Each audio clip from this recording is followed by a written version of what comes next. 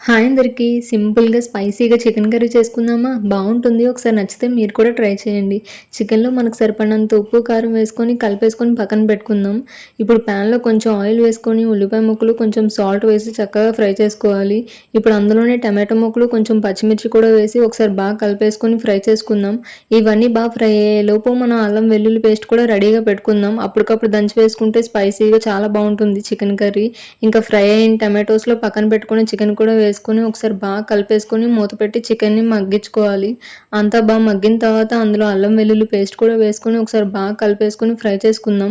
అంతా బాగా ఫ్రై అయిన తర్వాత అందులో మనకు గ్రేవీకి సరిపడినన్ని వాటర్ వేసి ఉడికించుకోవాలి. లాస్ట్‌లో కొంచెం గరం మసాలా, కరివేపాకు, కొత్తిమీర వేసి ఉడికించుకుంటే స్పైసీగా చికెన్ కర్రీ అయితే చాలా బావుంటుంది. చూస్తున్నారు కదా! కలర్ అవ్వచ్చు, టెక్స్చర్ అవ్వచ్చు చాలా యమ్మీగా ఉంటుంది. మీరు కూడా ఒకసారి ట్రై చేయండి. మీకు ఈ వీడియో నచ్చిందని అనుకుంటున్నాను. నచ్చితే ఖచ్చితంగా సపోర్ట్ చేయండి. బాయ్.